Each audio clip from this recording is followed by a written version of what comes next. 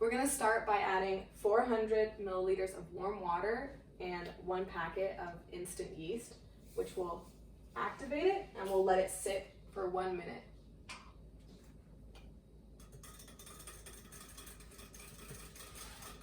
Okay, now we're going to get started on part 2 of the recipe, which is the formation of the dough. So we have our yeast already activated in 360 milliliters of warm water. We're going to start by mixing together our dry ingredients, which is 3 cups of flour,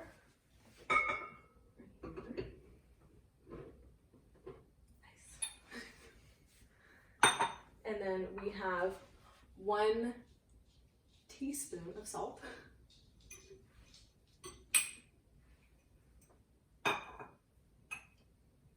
1 tablespoon of brown sugar.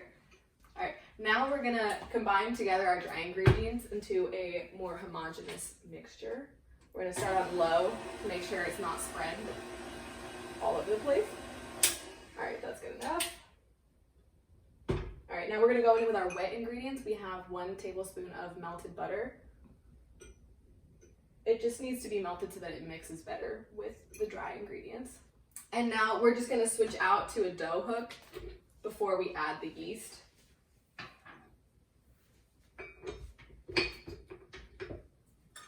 All right, so now we're gonna add the yeast and water solution.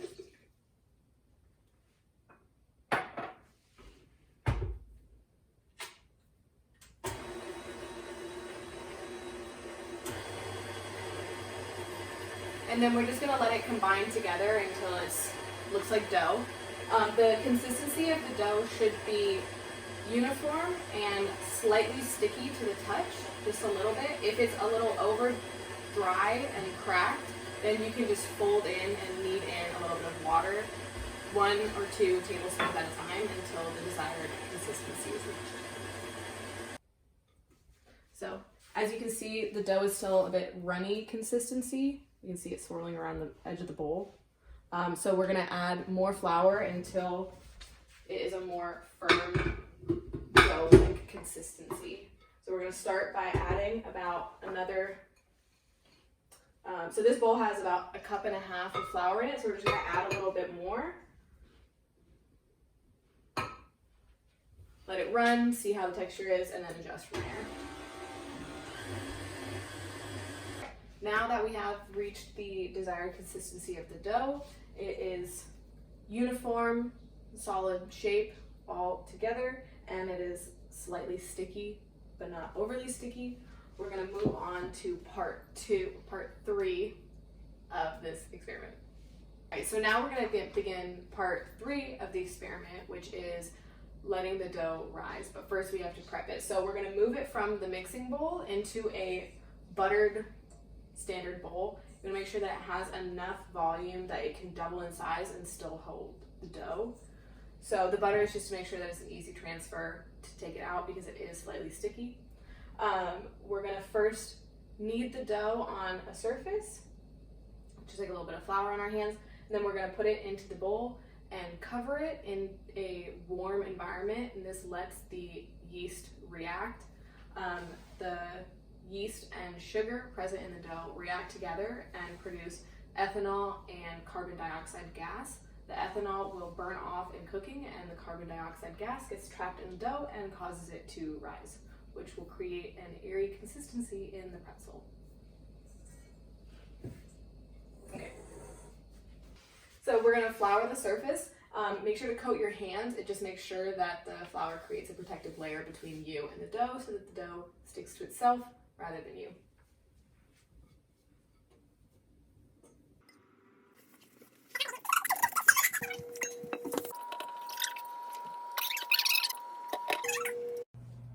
Now that we have our kneaded dough, we're gonna put it in a bowl in a round shape. Then we're gonna cover it, place it in a warm environment to activate the yeast. Well, really just the heat as a catalyst. And wait about an hour till it rises. It should double in size, and then we'll go back to that part. So now that the dough has risen for about an hour, we're gonna take the covering off. All right, and we can see how much it's risen. So there's gonna be some extra air bubbles, so you can just punch it down and get rid of that trapped air. So we can just see, that's all you really need to do. And then we're gonna section it out into smaller pieces for baking. So whether you wanna do pretzel shapes or we're just gonna do balls because we like pretzel rolls, just section it out into about a 1/3 cup sections. And then we'll get to the next step.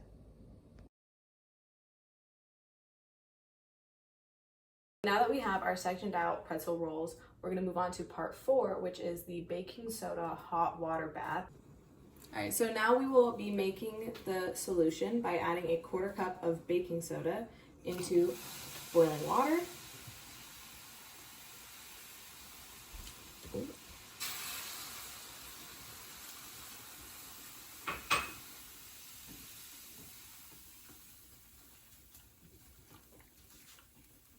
All right, and now we just add the pretzel rolls.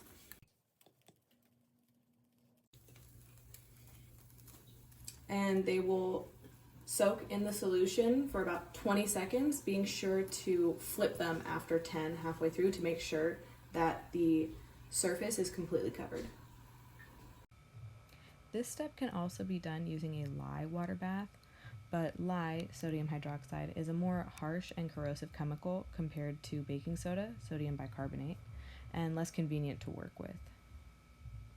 So now that the pretzel rolls are out of the baking soda wash, we just make little cuts across the top. This is mainly for design, but once the pretzels will cook, it'll actually reveal what surface area was exposed to the baking soda wash, because the inside of the cut that was newly exposed didn't experience the baking soda wash and was never made in an alkaline environment, will not have the reaction occur and will actually appear white in color, while the rest of the surrounding, which had the surface chemistry modified by the baking soda wash, will have a brown color and that pretzely aroma and flavor.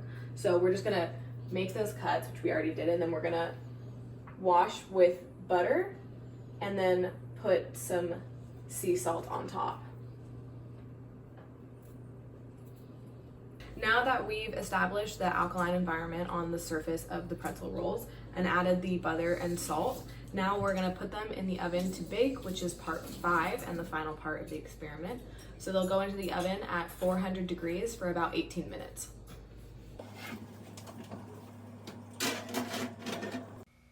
The Maillard reaction takes place in 3 steps. First, the carbonyl group on the reducing sugar reacts with an amine group on the amino acid, and they produce N-substituted glycosylamine. The glycosylamine then undergoes the Amadori rearrangement to give a ketosamine. The ketosamine can react in many different ways, and it depends on the alkaline or acidic environment it's in. Here we can actually observe the browning from the Maillard reaction occurring.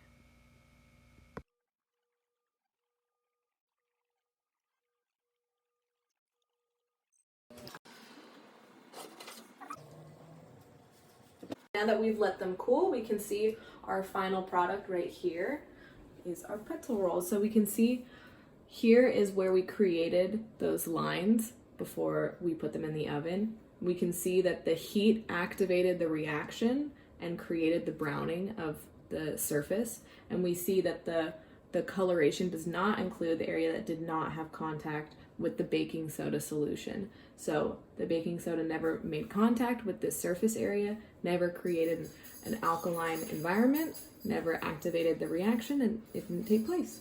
But we see where else it did.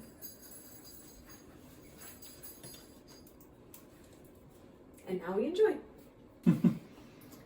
They're good. They're really good.